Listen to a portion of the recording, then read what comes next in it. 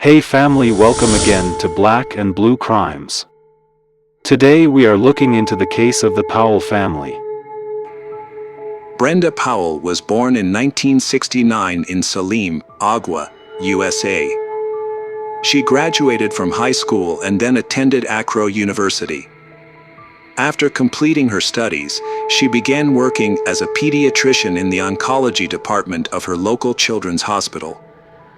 For over 28 years, she has dedicated herself to helping sick children.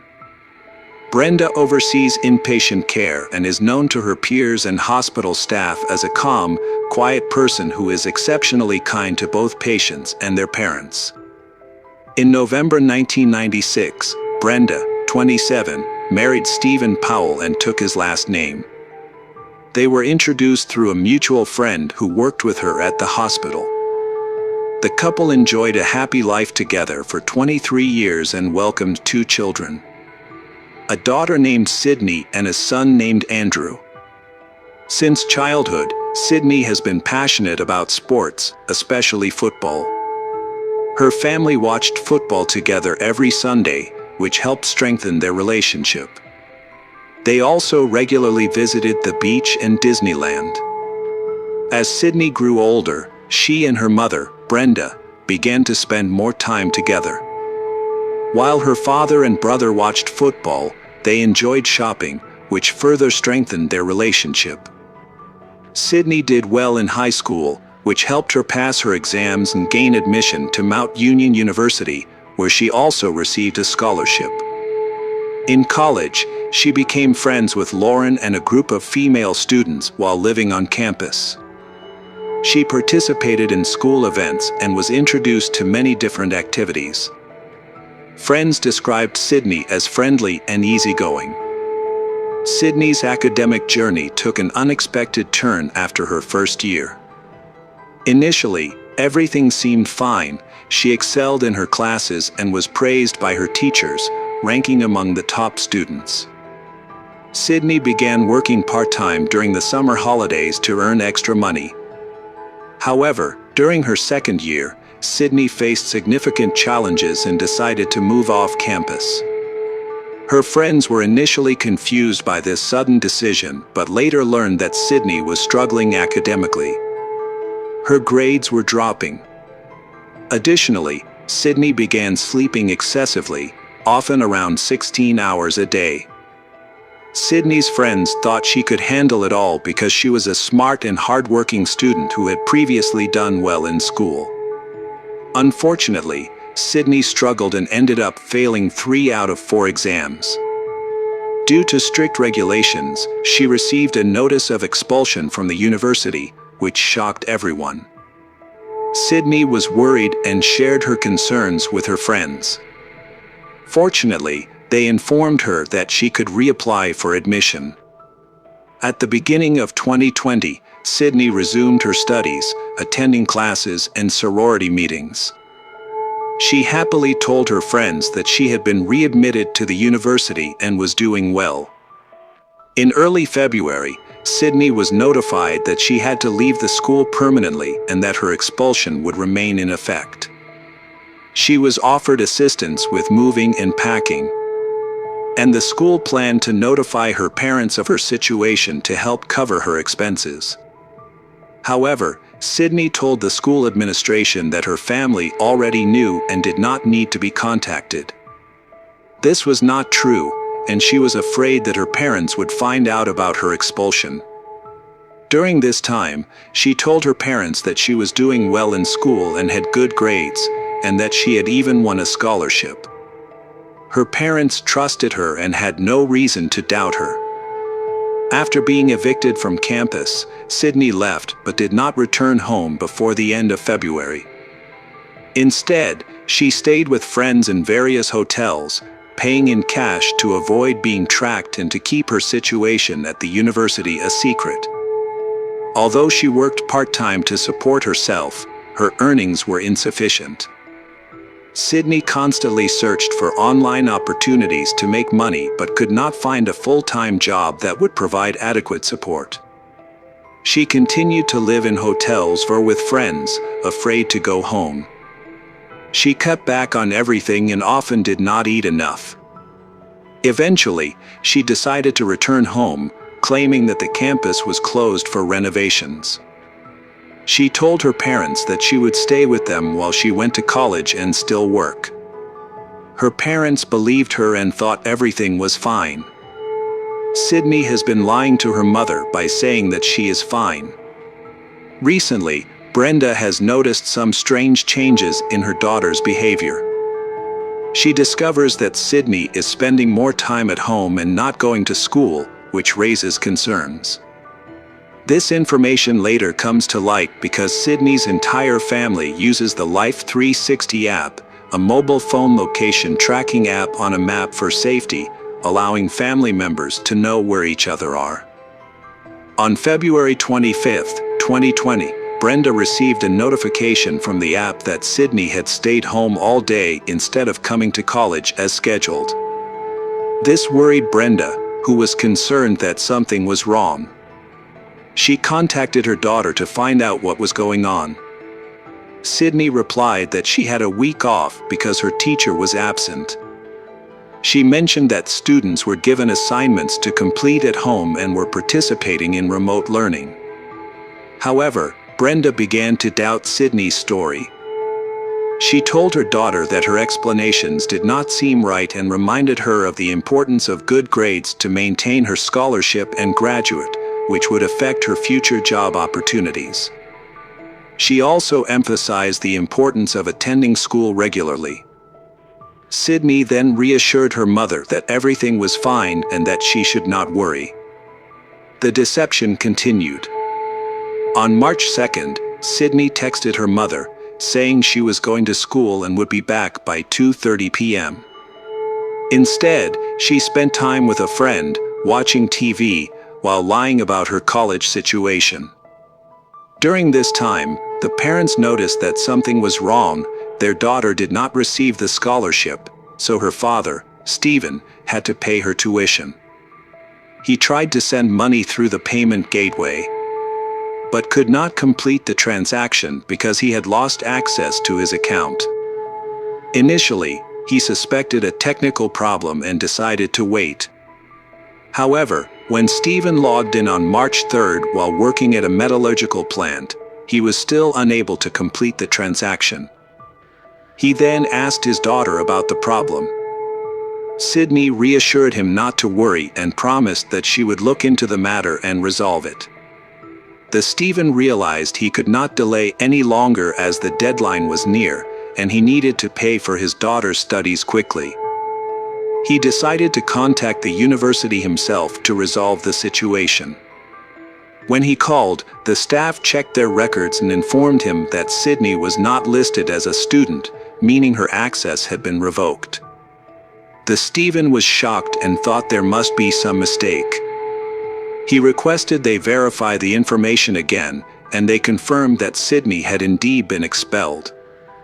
However, the university staff would not disclose the date of her expulsion, citing confidentiality rules.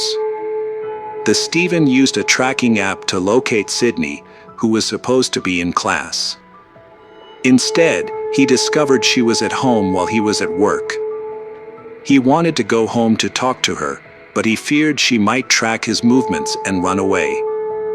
To avoid this, he left his phone at work and headed home.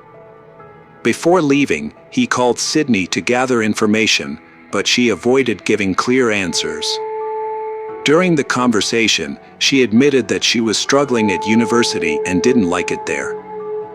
However, she continued to lie, not confessing that she had been expelled a long time ago. Instead, she claimed she had just not been attending classes. Stephen was troubled by his daughter's situation. He believed she was capable and had a bright future ahead, but he worried that her lack of commitment to attending classes could hinder her progress. He wanted to talk to her about the issue so they could find a solution together. On his way to work, Stephen called Brenda to inform her about their daughter's learning difficulties. Although Brenda suspected something was wrong, she hoped it was not true. Throughout the call, Stephen was concerned about Sydney's situation. However, Brenda reassured him. With a background in psychology, she had a skill for helping others and wanted to use her experience to support their daughter. She promised Stephen that she would take time off work, go home, and have a calm and open discussion with Sydney to ensure that they could all make the best decision together. Brenda then tried to contact the school but was unsuccessful. She left a voicemail asking for a call back and then went home. When Brenda reached her private entrance, she told her husband what had happened and went inside. Meanwhile, teachers Michelle and John received Brenda's message and called her back within the hour. At approximately 12:36 p.m., Brenda answered the phone and spoke calmly to the teachers. Everything seemed normal until Brenda started screaming into the phone, followed by a series of noises. Michelle and John, who were listening on speakerphone, were confused about what was happening but sensed that something was wrong. Michelle and John were worried about what had happened and tried calling Brenda again, but she did not answer. After several tries, a woman finally picked up at 12:40 p.m., but it wasn't Brenda. The teachers recognized Sydney's voice and asked to speak to her mother, but the call suddenly ended. This situation made Michelle and John suspicious. They decided to contact the local police to check on Brenda. Police officer Kenneth Diss, a friend of Brenda's family, heard the call and was extremely concerned about the alarming situation. He personally called Stephen to ask what was going on at their house, but Stephen could not provide any information because he was not home. After thinking for a moment, Stephen recalled that Sydney and Brenda were supposed to be at home discussing their study problems. He suspected there might have been a conflict between his wife and daughter. But he couldn't imagine the reality of the situation. Stephen then rushed home and called his daughter, Sydney, to find out what was going on. Sydney reassures him that everything is fine and the atmosphere seems calm. However, when Stephen tells her that the police are on their way, Sydney suddenly becomes hysterical. She begins to cry and reveals that a robber has broken into the house and attacked them. The call then ends abruptly. The police had already arrived at the house when Sydney dashed out, covered in blood, and screaming. She told the officers a shocking story about a robber who had broken in and attacked her mother. She said she heard glass breaking and that her mother told her to run, so she did. Sydney then hid in the courtyard, anxiously listening. She then found her mother lying in a pool of blood and she tried to help her, which is how she got blood on her. Inside the house, officers found Brenda lying face up in a room.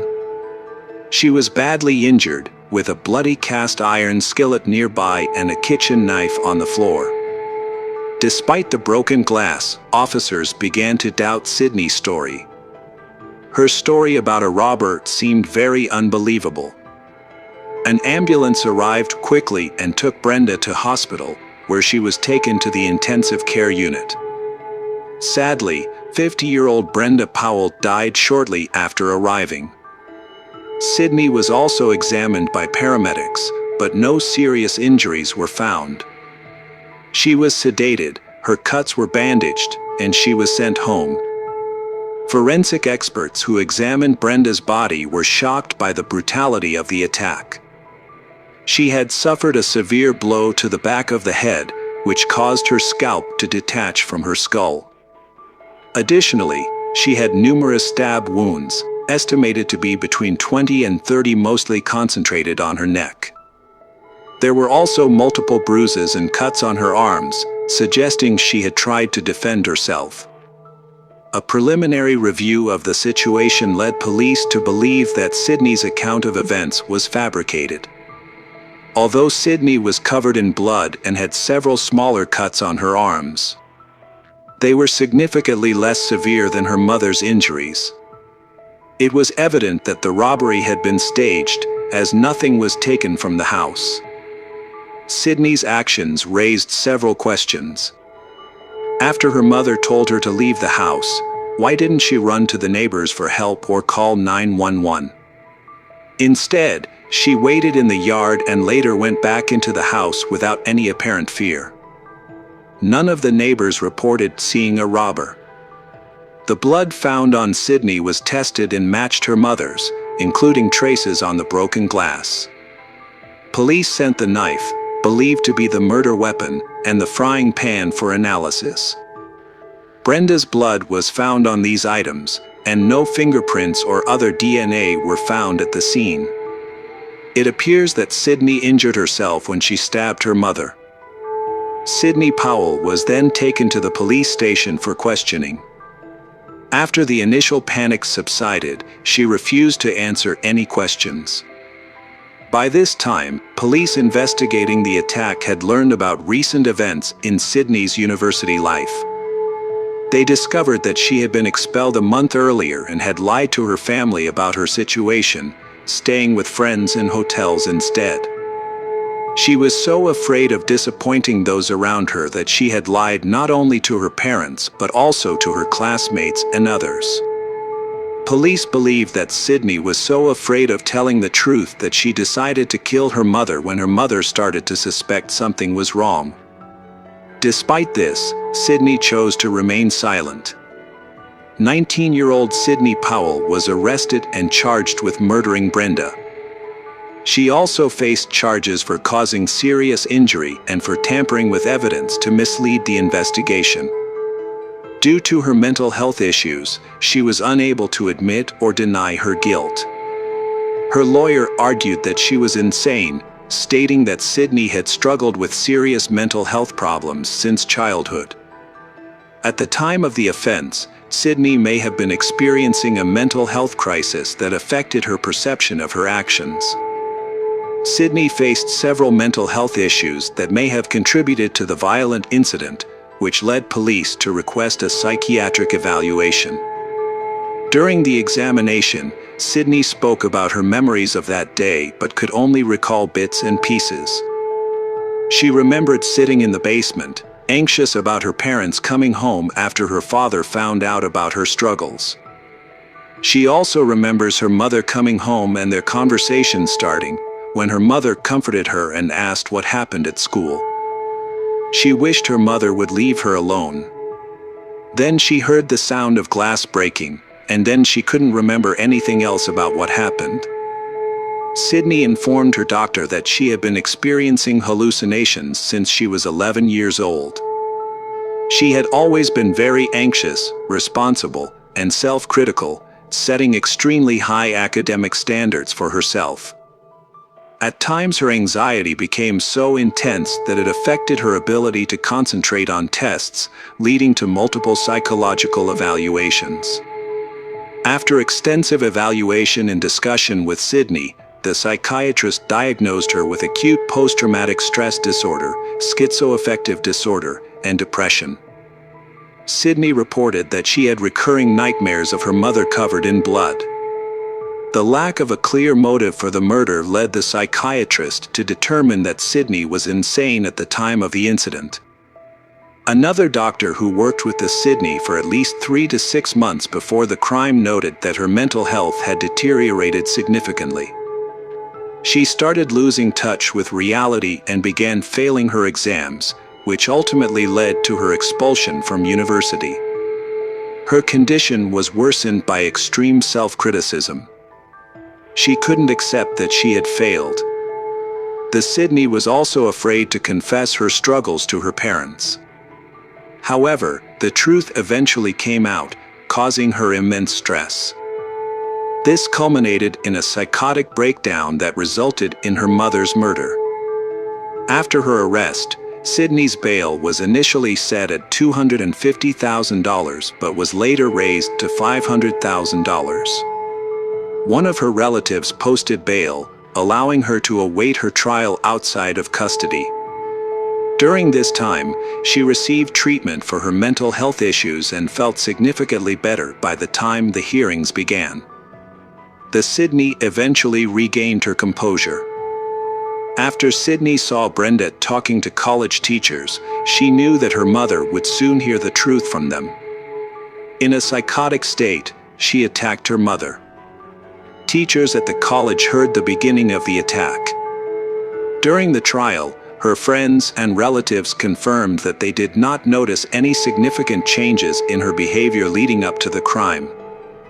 Although she was upset about being expelled, she was generally cheerful and sociable. The only noticeable difference was that she began sleeping more. The defense acknowledged that Sydney killed her mother but maintained that she was insane at the time. However, many experts disagreed with the psychiatrist's diagnosis. What everyone agreed on was that she suffered from borderline personality disorder, which is characterized by stubbornness, mood swings, and self-destructive behavior. In addition, signs of hallucinations were reported by Sydney to a psychiatrist when she was 11. There was no evidence in the medical records to support Sydney's claims, which undermined the defense's strategy. Several former friends mentioned that Sydney had exhibited unusual behavior even during her school years. One teacher recalled when Sydney was so nervous that she couldn't read anything on a test. However, teacher didn't realize that Sydney's anxiety could indicate mental health issues, so teacher didn't tell anyone. This type of anxiety continued into college, which may have contributed to Sydney failing her exams and eventually being expelled. While awaiting trial, Sydney lived with her grandmother and was prescribed medication to treat her mental health issues. The medication list and dosage were changed several times to find the most effective combination. Sydney's health improved significantly, and she shared any positive changes with her doctor.